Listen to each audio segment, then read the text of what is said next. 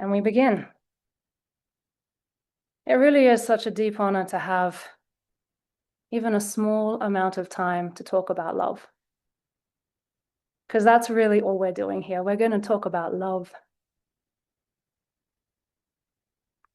We're going to talk about how to go from what seems like separation from love to love. How we shift from an operating system based in fear to love. But at the end of the day, the conversation is just one about love. And that is, at least in my opinion, the most beautiful conversation that we could ever really have together. And it's very possible that that is the only thing that is actually happening between any of us.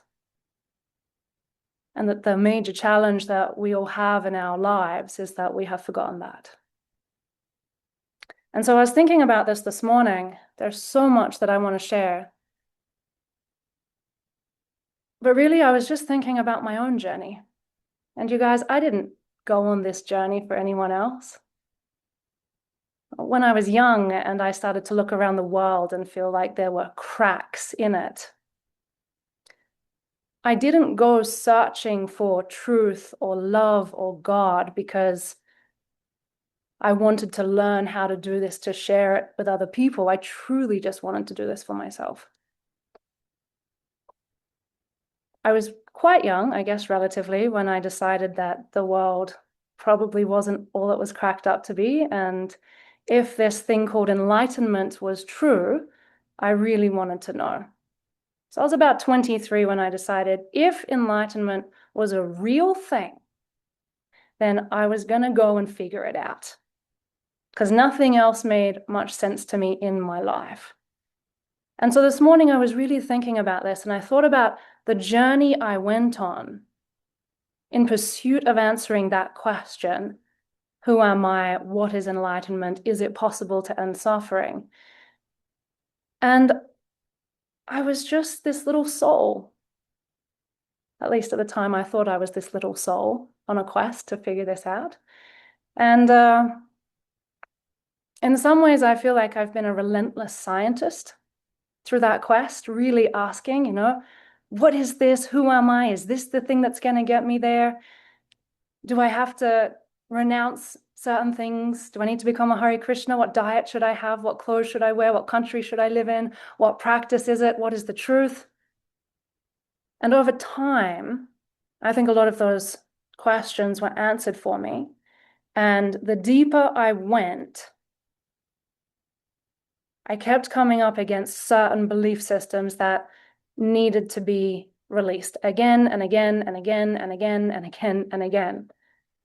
And that journey eventually led me to the pure non-dual teachings. So today we're going to go through an introduction to pure non-duality and radical forgiveness. I understand that many people in here have been on a journey for a long time and have probably studied many different things. And look, there's a lot of people in this room right now. I'm so grateful that you're here. This takes some trust and curiosity, so thank you for your trust and curiosity. And at the same time, I'm aware that many of you have your own practices, your own belief systems, things that have helped you. And I am in no way coming in here to dismiss any of that. I do not want to dismiss anything that anyone's been through. But I do want to share my journey, and I want to share the non-dual perspective and what radical forgiveness is. And I want to potentially show you a map of where you might be, and you can place everything inside of it. And so I'm going to start to share a little bit about these different worldviews that people have. And over time, they seem to evolve through what could be called a dualistic worldview, to a semi-non-dual worldview, to a non-dual worldview, to a pure non-dual worldview. It gets more and more subtle the closer we get to pure non-duality.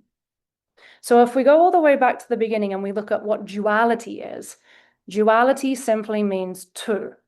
Non-dual, in the simplest sense, means not two, it means one. Duality if somebody has a fundamental belief system in duality, they fundamentally, at a subconscious level, believe there is two: me and what's outside of me, the human self, the spiritual self, black and white, up and down, self and other.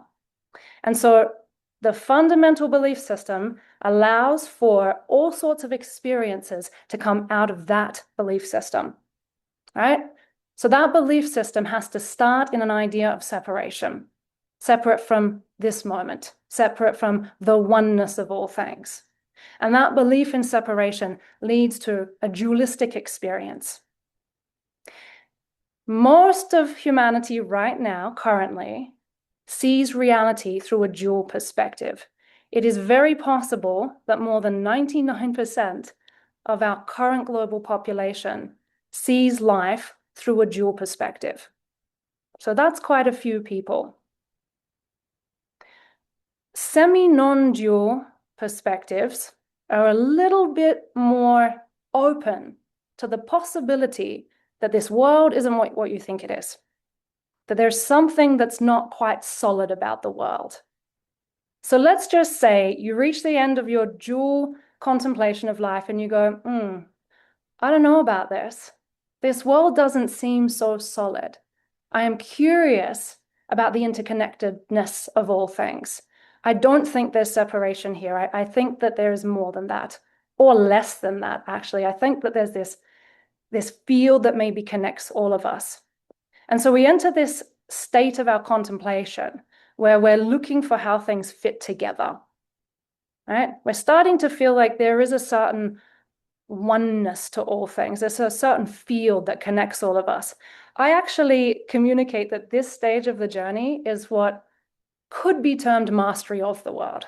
We start to have a look around at the world. We want to get down to the fundamental laws of what we think reality is. And so we start looking at things like vibration and polarity and consciousness. And we contemplate whether consciousness is creating reality. We contemplate whether we are the ones who are projecting our beliefs onto the world. And so we're starting to look for some evidence of the connection between things. We're not so convinced that there's a self and another anymore. So I call this mastery of the world stage. There's a lot of the new age spirituality, spiritual seekers who are right here. And then we go a little bit further. And eventually we can enter what some people term the non-dual teachings. And this is where we enter Advaita, Vedanta, certain Zen, certain Taoist teachings. And when we enter the non-dual state, we truly start to feel and know at a fundamental level that it's all one thing. It's all one thing. There are some incredibly high-level realizations and spiritual experiences that you have in this stage of non-duality. And this may relieve some of you, and it may also be triggering for some of you to hear, and that's okay.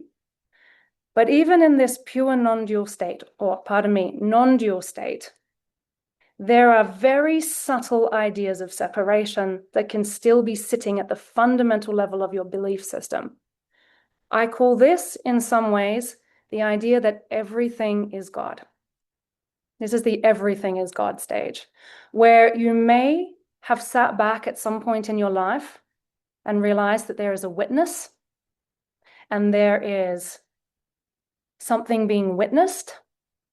And you can have certain spiritual experiences where you realize that you are the witness, and the witness is the one who is projecting everything that is witnessed. And so everything starts to actually feel like one. And this is the stage where you will say, everything is part of God. All the people are part of God. We're all fragments and we're part of God. The witness and the witnessed is part of God. God is consciousness. God is vibration. God is energy. It's all me. And that can be a very, very beautiful stage. And yet, if we poke it deeply enough, a witness and what is witnessed is still two.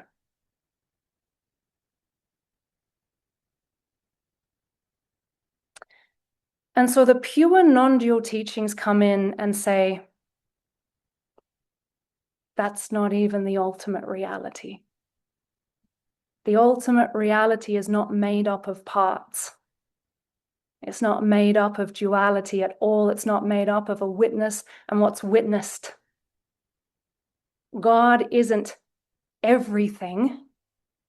God is only love. And anything that is not that never actually happened. And so there is this subtle but profound shift into a pure non-dual state. It's not just philosophical in any way, shape, or form. It's experiential. It's something you have to experience. But when you're there, here,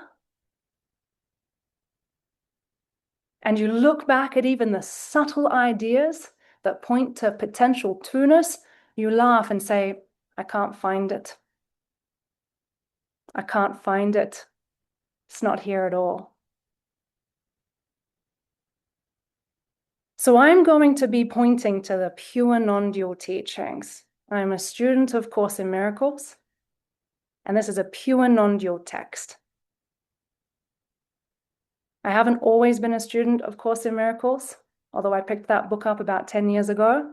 I kind of read it, and then I'll put it down, and I went back to mastering the world, and I went back to studying non-duality, and then it came back into my field. So first and foremostly, I'm a student, you guys. I'm a student.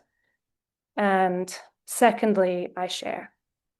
And I think that great teachers are first and foremostly students. And so we're all students here in many ways. I said before that 99% of the population thinks in duality. So that means less than 1% of the population fits in this semi-non-dual, non-dual, and pure non-dual stage. And it is very possible that less than 0.1% of the population is practicing and actually contemplating the pure non-dual philosophy. So it is extremely radical. And I understand that what I'm going to be sharing with you guys over the next 8 sessions is extremely radical. It's extremely radical.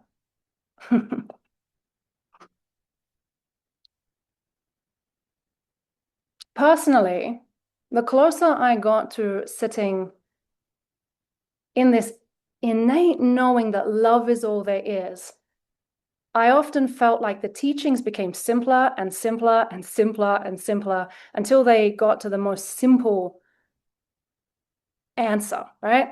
I think that pure non-duality is unbelievably simple. It's so simple. It could literally be summed up in 2 words. God is. And yet the simplicity of that teaching, of let's say this realization that I believe we can all have, is the one teaching that brings up every single question and all of this resistance and 1,000 different but what about questions. The simplest teaching can bring up all of these questions. And so if any of you are wondering why I decided to do this, why I decided to share 8 classes on pure non-duality and radical forgiveness, it's actually because a lot of the people I work with over a long period of time ask the same questions again and again and again and again and again and again. And I can see a few people in here who are with me long term, and you'll be smiling because you'll hear the same questions come up again and again and again and again. If love is all there is, what about suffering? If love is all there is, what about all the pain in the world? If love is all there is, what about the people who have no money and are starving? If love is all there is, why all the darkness? Right? There's 1,000 questions that start to rise. And I noticed that I was answering the same questions again and again and again. And so together with a few other students, we sat around and said, I think I need to do a fundamental program so we can answer these questions again and again. And around about the same time, we decided just to make that free for everybody. Because I do think that what I'm going to share with you over these next 8 classes is absolutely life-changing. If you let it be, it's absolutely changed my life. And to my soul, my heart, the innate truth within me, it feels like the truest truth of all things. Now, that is for me. For you, you're going to have to discover this on your own, and I want you to. This is not just an intellectual pursuit. This is an experiential journey that requires practice. So if I actually look back on my journey, and I think about a lot of people's journeys, when I was in this phase of mastering the world, wanting to learn about the world, who am I? Why am I here? What is reality? What is energy? What is consciousness? How do we work with this? What is vibration and polarity? As you start to decide, right? Decide to study these things and decide to start applying certain tools and techniques, let's say in terms of meditation or whatever tools and techniques you use to try and understand yourself, you have to develop or cultivate certain skills. So what I'm going to say is that there are certain skills that you may have developed through your journey of attempting to understand yourself that are so, so useful in this awakening journey. One of them is discipline. Without discipline, it's extremely hard to get into the subconscious, to find your subconscious beliefs, and to sit long enough to help dissolve them. Discipline is an incredible skill. And you do not have to develop that just through being spiritual or doing spiritual things, if we want to classify spiritual as something, right? I think about the discipline that I cultivated through going to university and studying. I cultivated a huge amount of discipline. It's been extremely helpful on my journey. I see Matt in here, and I know that Matt is completely disciplined when it comes to his fitness regime and his health and the way he approaches this part of his life. And I've seen Matt cultivating discipline. You know, we spent some time together, and I see you, and I'm like, I know you've cultivated discipline in your life. What a beautiful skill. So we cultivate discipline in all sorts of ways, and don't think for a second that your life has been a mistake. There are certain things you may have done in your muggle lives, because all of us had a muggle life at some point, that helped us develop these skills that we can use and take with us. Discipline being one of them. Another one that is unbelievably necessary on this journey of awakening is willingness. It's willingness. That's not something you say out loud. That's something that wakes up within you. A willingness to question, a willingness to listen, a willingness to go to the edge of your own understanding and even lay that aside if it doesn't answer all the questions for you. A willingness to be wrong. A willingness to jump off the cliff into the unknown. A willingness to ask for help. So willingness and discipline are two incredible skills that if you have cultivated them at all throughout your life, bring them with you into this next step. And so whatever you've been through, whatever practices that you've engaged with, if you have developed willingness and you have developed discipline and you have developed maybe even a little bit of trust in yourself, in something bigger than you, this is all extremely helpful.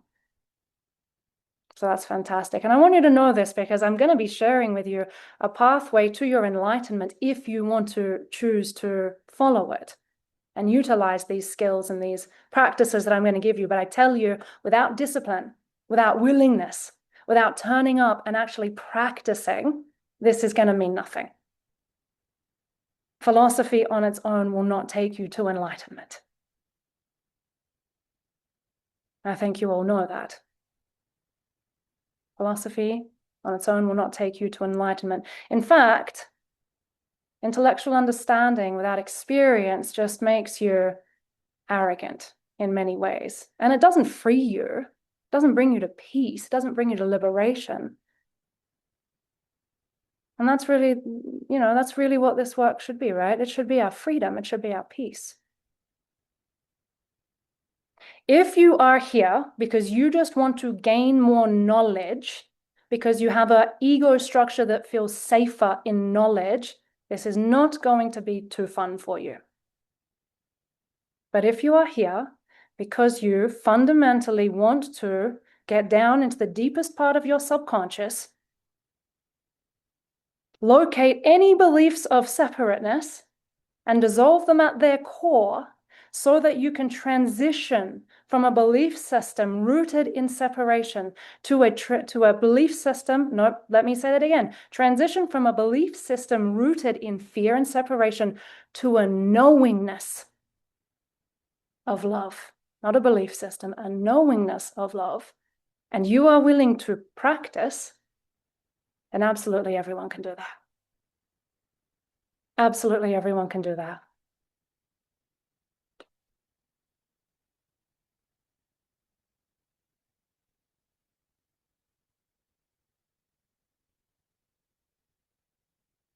I have my notes here, so I didn't want to miss anything.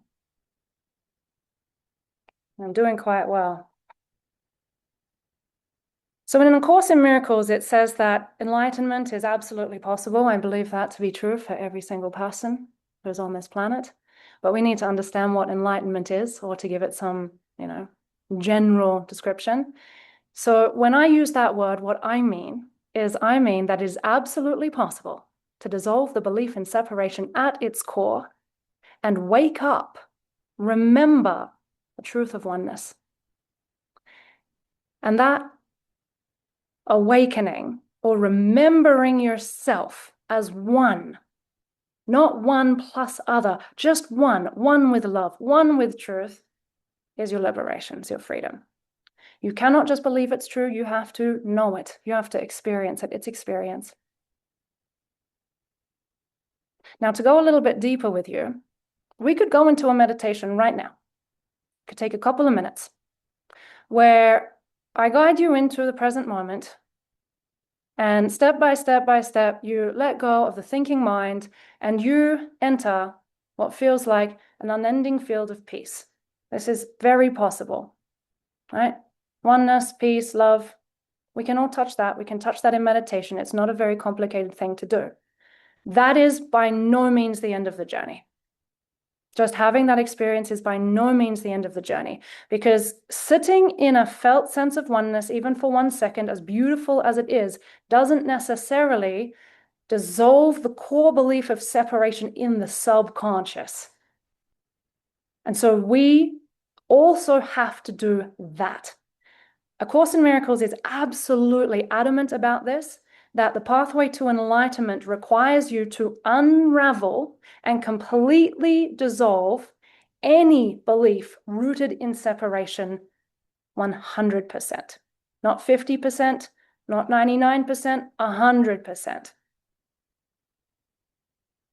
The entire belief system of the ego needs to be completely dismantled. Following so far? I lost anyone? Feeling good? Amazing.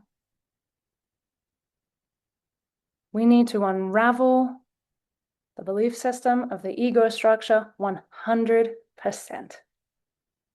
And the way that we can do that is through a process called radical forgiveness, which has absolutely nothing to do, and hear me when I say this, absolutely nothing to do with forgiving somebody outside of you for doing something to you. That is not what radical forgiveness is, not at all. Radical forgiveness is the art of dissolving the subconscious belief of separation at the core. Dissolving any belief of separateness, which means that as you awaken to the oneness of yourself, the forgiveness is, I forgive you because you never actually did anything to me in truth. Not I forgive you for doing something illusory to me in an illusory world. The realization you never did anything to me in truth, we are all innocent. And that is what radical forgiveness teaches. And that's what we're going to do together. Now, as I'm saying all of this, I'm thinking, Why would somebody want to attempt to dissolve their ego structure at the core? And I know that brings up a lot of questions, and I'm going to attempt to answer them over the next 8 weeks, but I've heard a lot of them. Some people come in and say, why on earth would I want to dismantle my ego structure at the core? There'll be nothing left on the other side. That sounds like annihilation. Well, I like my life. There's a lot of fun things here. I like duality. I like polarity. I like the drama. Isn't that what makes it interesting? Isn't my suffering meaningful? Doesn't the polarity of life give life all of its meaning and all of its, texture? And I say, absolutely not. Belief in separation gives you insanity, and that's about it. And what's on the other side of that? Because I know a lot of people have that question. What's on the other side? Everything is on the other side. Absolutely everything is on the other side. Love. And it's funny to say on the other side because that makes you think like there's two things and there's not. So I'm going to use a lot of dual language because it's the only way I can communicate. But at the end of the day, the realization is love is all that's here. So what's on the other side of the dissolution of separation is love. And that's not boring. That's not annihilation. Someone said the other day, well, I'm afraid if I dissolve everything that the ego structure has created, that I'm going to be alone. And I'm like, that's hilarious. She said, I'm going to end up separate and alone. I said, no, that's exactly what we're dissolving. The idea of separateness and aloneness. What's going to be on the other side is that connection that some part of you has always been searching for. And it's not like you find it. You realize you never lost it. You don't find it because that would imply that you could lose it. You realize it was never lost. And so what's on the other side of the dissolution of the ego? Well, no more fear in reality. No more need to defend yourself. No more need to fight. A complete reorientation of what you think boundaries are. No more people pleasing. No more manipulation to try and get what you want. No more anxiety. No more feeling lack. I mean, when I say suffering in this modern world, I really mean stress.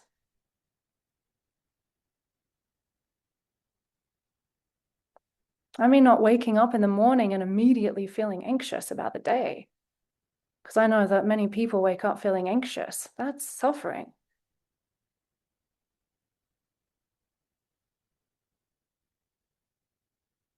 No more arguments to try and prove that you're right about something.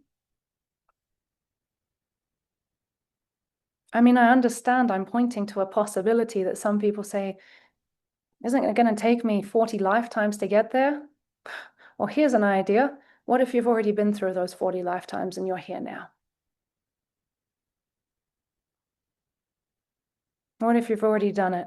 Do you have to keep going through really challenging things to be ready for love? For whatever reason, you found yourself into this room, and we're talking about non-duality. So I don't think somebody who's just beginning their journey ends up in a conversation like this. And if you accidentally found your way in here, which is not possible, by the way, but your ego is so far away from contemplating that love is the only thing that is here, you won't last too long. And that's okay. I love you. You're fine.